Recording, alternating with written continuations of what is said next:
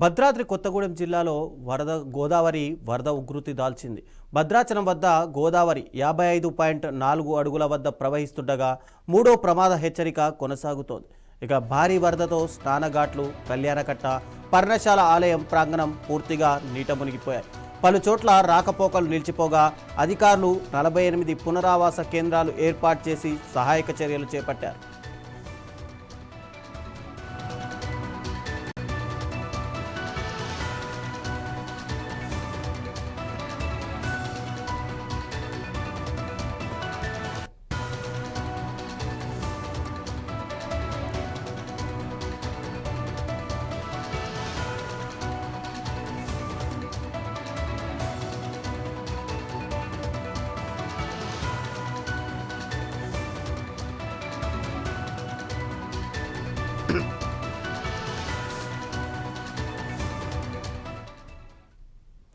ఇదే అంశానికి సంబంధించి మరింత సమాచారం మా ప్రతినిధి దేవేందర్ అందిస్తారు.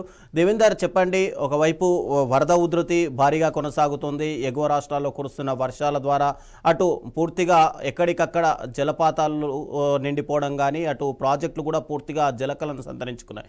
ఇదే సమయంలో భద్రాచలంకి కూడా మూడో ప్రమాద హెచ్చరిక ఇచ్చే అవకాశాలు కనిపిస్తున్నట్టున్నాయి. అయితే ఇప్పటికే అటు పునరావాస కేంద్రాలను ఏర్పాటు చేశారా? తగిన జాగ్రత్తలు తీసుకున్నారా వాళ్ళందరికీ? అక్కడ కలెక్టర్ కానీ, ఎస్పీ కానీ? చంద్ర, పూర్తిగా భద్రాచలం వద్ద గోదావరి 59.10 అడుగుల వద్ద పరవళ్ళు తొక్కుతూ మహోగ్రరూపం దాల్చున్న పరిస్థితిని మనం ఇక్కడ చూసుకోవచ్చు. అయితే వరద ఈ రోజు సాయంత్రానికి కూడా తగ్గొచ్చని చెప్పేసి ఇరిగేషన్ ఎగ్జిక్యూటివ్ ఇంజనీర్ కూడా గత కొద్దిసేపటి క్రితమే మన 9+ న్యూస్ తో మాట్లాడడం జరిగింది. ఈ రోజు సాయంత్రం కల్లా వరద పూర్తిగా తగ్గి మూడవ ప్రమాద హెచ్చరిక, అలాగే రెండవ ప్రమాద హెచ్చరికను కూడా పూర్తిగా నిలిపివేస్తామని చెప్పేసి కూడా కొద్దిసేపటి క్రితమే 9+ న్యూస్ తో ఎగ్జిక్యూటివ్ ఇంజనీర్ కూడా మాట్లాడడం జరిగింది. సో ప్రస్తుతం మనం భద్రాచలం వద్ద గోదావరి నది వద్ద మనం ఉన్నాము. ఒక్కసారిగా 9+ న్యూస్ స్క్రీన్ మీద విజువల్స్ లో చూసుకోవచ్చు. ఒక్కసారిగా వరద ఏ విధంగా ఉందో చూసుకోండి. వరద పూర్తిగా 59.10 అడుగుల వద్ద చాలా భయంకరంగా గోదావరి అయితే ప్రవహిస్తుంది. అంటే ఎగువ ప్రాంతాల నుంచి కురుస్తున్న వర్షాలకు భద్రాచలం వద్ద గోదావరి వరద పెరుగుతుందని చెప్పేసి కూడా ఇటు అధికారులు క్లియర్ గా చెప్తున్న పరిస్థితి కనబడతా ఉంది. అటు ఛత్తీస్గఢ్ కావచ్చు, మహారాష్ట్ర కావచ్చు, ఈ రెండు రాష్ట్రాల్లో గత 4-5 రోజులుగా కురుస్తున్న భారీ వర్షాలకు అక్కడున్న ఆ ప్రాజెక్టులు, జలాశయాలన్నీ కూడా నిండుకుండను తలపించి అక్కడున్న వాటర్ మొత్తం కూడా ఫ్లో ఇటు రావడం వల్ల మాత్రమే భద్రాచలం వద్ద ఆ గోదావరి పెరిగిందని చెప్పేసి అంటున్నారు. దాదాపు ఇప్పుడు ప్రజెంట్ గా 55.80 అడుగుల వద్ద గోదావరి నిలకడగా ప్రవహిస్తుంది. సో 15,78,536 క్యూసెక్ల వరద నీటిని అయితే దిగువకు ధవళేశ్వరంకి వెళ్లి వదులుతున్న పరిస్థితిని మనం అక్కడ చూసుకోవచ్చు. అంటే మొదటి ప్రమాద హెచ్చరికను 43 అడుగుల వద్ద జారీ చేశారు. అలాగే రెండవ ప్రమాద హెచ్చరికను 48 అడుగుల వద్ద జారీ చేశారు. పూర్తిగా 11,44,000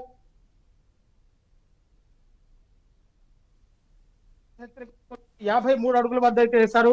పూర్తిగా 14,26,684 క్యూసెక్ల నీటిని కూడా దిగువకు వదులుతున్న పరిస్థితులు మనం ఇక్కడ చూసుకోవచ్చు. అయితే దీనికి సంబంధించి పూర్తిగా ముంపు ప్రాంతాల ప్రజలను సురక్షితంగా తరలించేందుకు కూడా అధికారులు ఇప్పటికే చర్యలు చేపట్టారు. ఇక్కడ గోదావరి వరదను అనునిత్యం కూడా భద్రాద్రి కొత్తగూడెం జిల్లా కలెక్టర్ అంకిత్, అలాగే ఎస్పీ రోహిత్ రాజ్ కూడా ఎప్పటికప్పుడు గోదావరి వరదల మీద సమీక్షా సమావేశాలు ఏర్పాటు చేసుకొని వరదకి ఎటువంటి అవాంఛనీయ సంఘటనలు జరగకుండా కూడా ఇప్పటికే అధికారులు, రెవెన్యూ, ఇటు ఇరిగేషన్, మెడికల్, అలాగే విద్యుత్ రంగాలు కూడా పూర్తిగా అందుబాటులో ఉన్నాయి. ఇక్కడ మనం చూసుకోవచ్చు. పూర్తిగా విద్యుత్ స్తంభాలు కూడా పూర్తిగా మునిగిపోయిన పరిస్థితిని మనం ఇక్కడ చూసుకోవచ్చు. అటు పర్ణశాల వద్ద కూడా పూర్తిగా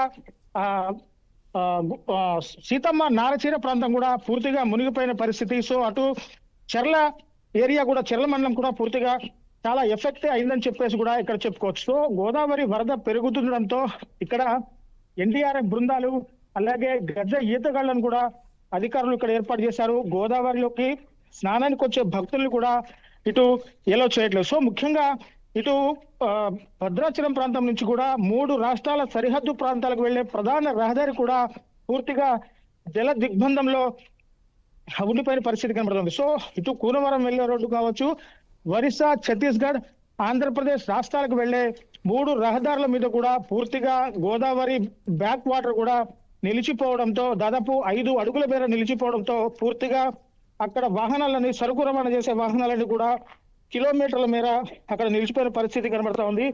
ఇటు టీజీఎస్ ఆర్టీసీ కూడా ఇటు చెర్ల వెంకటాపురంకు సంబంధించి బస్సులు కూడా ఇటు కూనవరం మోతుగూడెం పోయే బస్సు సర్వీసులు కూడా పూర్తిగా నిలిపివేసిన పరిస్థితిని మనం ఇక్కడ చూసుకోవచ్చు. సో వరద పూర్తిగా పెరుగుతుందని చెప్పేసి కూడా ఇటు అధికారులు ఇప్పటికే అంచనా వేస్తున్నాం. సో ఇక్కడ వరద ప్రస్తుతం అయితే 55 అడుగుల వద్ద నిలకడగా ప్రవహిస్తున్న పరిస్థితిని మనం ఇక్కడ చూసుకోవచ్చు. పూర్తిగా రీహాబిలిటేషన్ సెంటర్లు కూడా పూర్తిగా ఏర్పాటు చేశారు. ఇటు 8 రీహాబిలిటేషన్ సెంటర్లు, భద్రాచలంలో 8, అటు చెర్ల మండలంలో 6 రీహాబిలిటేషన్ సెంటర్లు కూడా పూర్తిగా ఏర్పాటు చేశారు. అంటే ముంపు ప్రాంతాల ప్రజలకు ఎటువంటి అసౌకర్యం కలగకుండా ముందుగానే అధికారులు కూడా పూర్తి జాగ్రత్తలు తీసుకున్న పరిస్థితి అయితే ఇక్కడ కనబడుతుంది రవిచంద్ర. ఎస్, అంటే ఇక్కడ ముందుగా చూసుకుంటే కనుక భద్రాచలంకి ఎక్కువగా రాములవారి దర్శనానికి రావడం కానీ, లేదంటే అక్కడ ఏవైతే ప్రదేశాలు ఉన్నాయో పాపికొండలు కానీ, లేదంటే పర్ణశాల లాంటివి, లేదంటే సీతమ్మ వారి దారచే ఇలాంటి ప్రదేశాలకు ముఖ్యంగా భక్తులు పర్యాటకులు ఎక్కువ సంఖ్యలో వస్తుంటారు. ఇప్పుడు ఆల్రెడీ వీకెండ్ కాబట్టి ఈ సమయంలో భక్తులకు ఏదైనా అక్కడికి వెళ్లకుండా ఏర్పాట్లు ఏమైనా చేస్తున్నారా ఆల్రెడీ?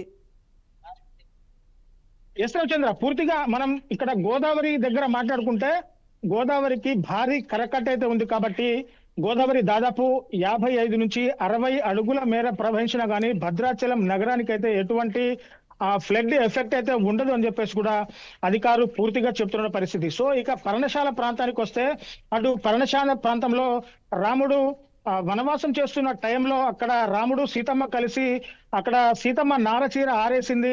రాముడు లేడి కోసం పోయిన గుర్తులు అన్ని కూడా అక్కడ పర్ణశాల ప్రాంతంలో ఉంటాయి. పూర్తిగా పర్ణశాల ప్రాంతం అంతా కూడా ఆ గోదావరి నది పూర్తిగా ముంచేసిన పరిస్థితి కనబడుతుంది. అంటే ఇక్కడ నుంచి భద్రాచలం నుంచి కూడా శ్రీరామచంద్ర స్వామిని దర్శించుకొని అటు పర్ణశాల వెళ్లే భక్తులు కూడా పూర్తిగా నిలిపివేసిన పరిస్థితిని మనం అక్కడ చూసుకోవచ్చు. పూర్తిగా ఆ గుడికి వెళ్లే ఏరియా మొత్తంగా కూడా జల దిగ్బంధంలో ఉంది. అటు ఎటువంటి భక్తుల్ని పోకుండా ఇటు పోలీస్ శాఖ తగు జాగ్రత్తలు తీసుకుంటుంది. ఇటు భద్రాచలంలో స్వామివారి దర్శనానికి వచ్చే ముందు గోదావరిలో పుణ్య స్నానాలు చేసి స్వామివారిని దర్శించుకోవడం ఆనవాయితీ. కానీ భద్రాచలం గోదావరి వద్ద కూడా ఎటువంటి భక్తులకు స్నానాలకు ఎలో చేయకుండా ఇక్కడ పోలీసులు కూడా పహారా కాస్తున్న పరిస్థితి కనబడుతుంది. అంటే పోలీస్ యంత్రాంగం, రెవెన్యూ, మెడికల్, విద్యుత్ ఇలా 4-5 డిపార్ట్మెంట్లు కూడా సంయుక్తంగా ఇక్కడ డ్యూటీ చేస్తున్న పరిస్థితి కనబడుతోంది. అంటే వరదలు తగ్గిన తర్వాత కూడా పూర్తిగా బురద మేటలు కూడా పేరుకొనడంతో మెడికల్ సిబ్బందిని కూడా ఇక్కడ ఏర్పాటు చేస్తామని చెప్పేసి అంటున్నారు. ఇక్కడ బురద మేటలు పేరుకుంటాయి. ఈ బురద మేటలు పేరుకోవడంతో పూర్తిగా జబ్బులు వచ్చే పరిస్థితి కనబడుతోంది. కాబట్టి ఇక్కడ మెడికల్ వాళ్ళని కూడా పూర్తిగా సిద్ధంగా ఉంచామని చెప్పేసి కూడా కలెక్టర్ చెప్పిన పరిస్థితి కనబడుతోంది. మొత్తంగా ఈ రోజు సాయంత్రం వరకు అయితే ఖచ్చితంగా వరద తగ్గుముఖం పడుతుందనే అధికారులు ఖచ్చితంగా ఆశాజనకంగా ఉన్నారు. ఒకవేళ వరద తగ్గకపోతే ఇదే విధంగా 58, 59, 60 అడుగులకు వచ్చైతే గోదావరి పూర్తిగా ఆగుతుందని చెప్పేసి కూడా ఇటు అధికారులు చెప్తున్న పరిస్థితి ఇక్కడ కనబడుతుంది రవిచంద్ర. Thank you Devender.